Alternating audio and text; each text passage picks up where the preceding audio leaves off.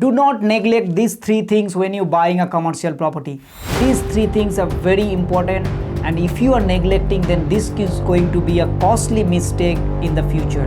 If you want to know, then stick around. So the first costly mistake, or if you think about, is that buying a property without looking into it. Now, I know so many people that, particularly in the residential sectors, from residential, they're coming to the commercial property and they want to buy a commercial property somewhere where, in different cities or different location, and they just saw it in an internet and they just want to buy it.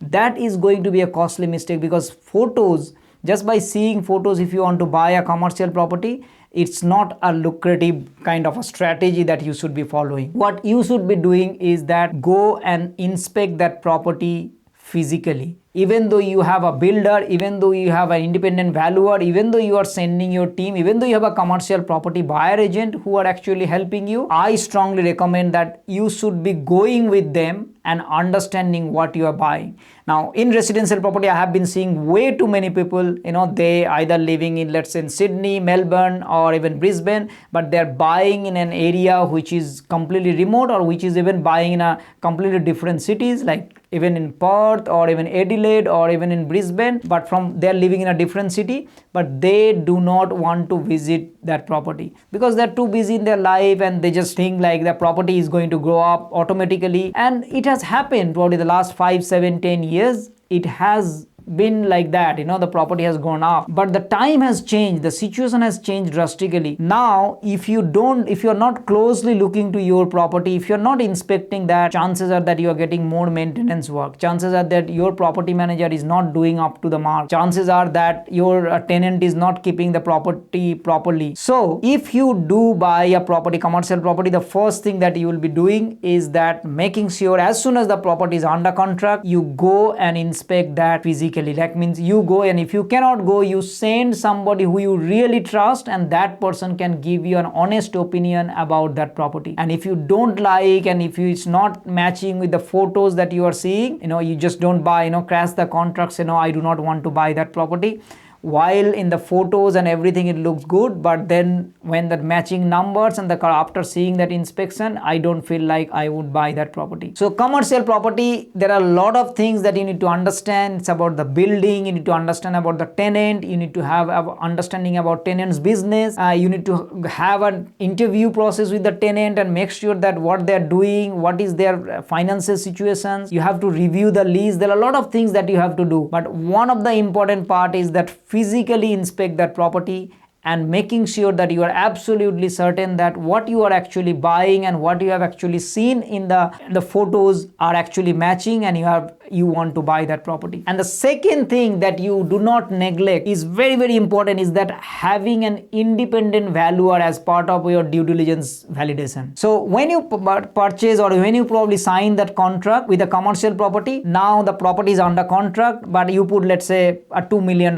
property. Now, the $2 million based on the negotiations that you have done with the tenant or with the vendor, and once it has been done, you don't know what is the actual value of that property.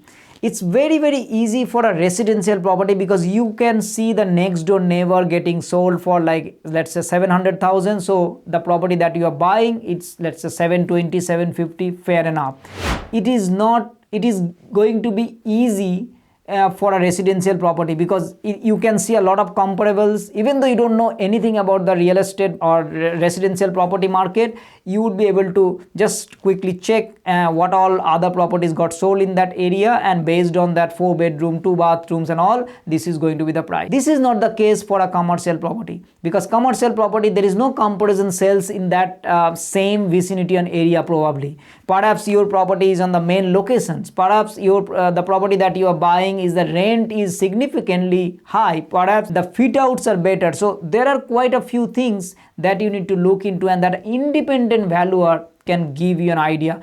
It is possible that you are buying that property for 2 million, but the independent valuer says that it is only worth 1.7 million, or it is worth even 2.3 million. So having an understanding about that, what is the current value, that you need to have as part of your due diligence. Yes, you will pay that, let's say 2,000, 3,000, or even sometimes $5,000 to this independent valuer who is going to give you comparison sales, who is going to give you the per square meter rent, per square meter value, who is going to give you all these, we're going to inspect that property and come with the fit outs cost and replacement cost and all these things. And eventually they will tell you that yes, as per all these circumstances, this is going to be the value. As long as it is coming close vicinity to your contract price, then only you will proceed. If it is not coming, if it is like a significant difference, particularly on the lower side, then even though you paid this $5,000 or something to get that valuation report,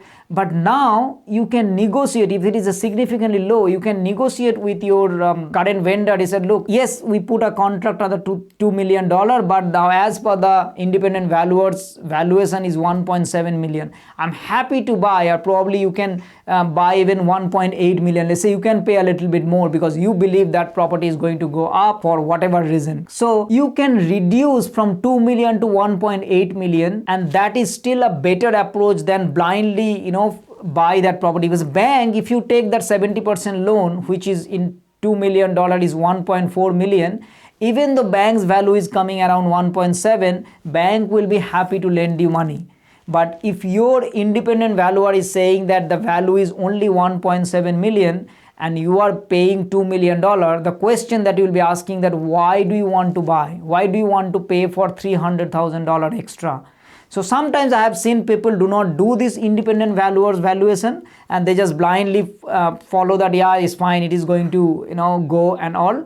But I would highly recommend to do that, because just by spending that $3,000 to $4,000 or $5,000, you can save a significant amount of money. And also it's a peace of mind that, yep, once I am going to go to the bank and bank actually do the approval, then the valuation is not going to be an issue because I have already done that independent valuation.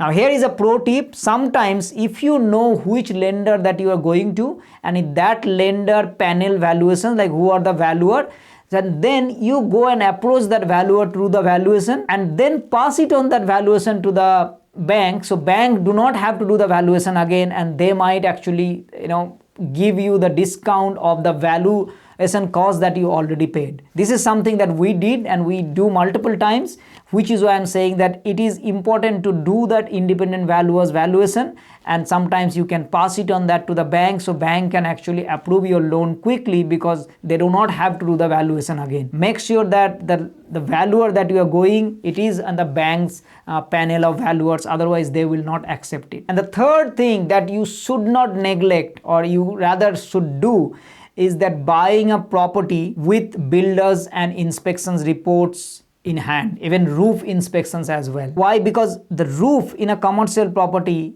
is something that you cannot see. You need a professional roofer who will come and check. And if the roof has some huge maintenance issue, and depends on how big is that commercial property, it could cost you $100,000 or even $200,000. So if the roof is a big problem, that $200,000 after purchasing that within 6 months, if you have to spend another $200,000 in the roof, which could be a costly mistake. So I would rather put a builders who is going to do the check the structure of that property and also the roof inspection, because these two things are correct, then all other expenses would be generally minor, is not going to be too much. Depends on properties though, if it is an environmental related issue, that could be something expensive as well, which is why you need to see that what kind of properties you are buying.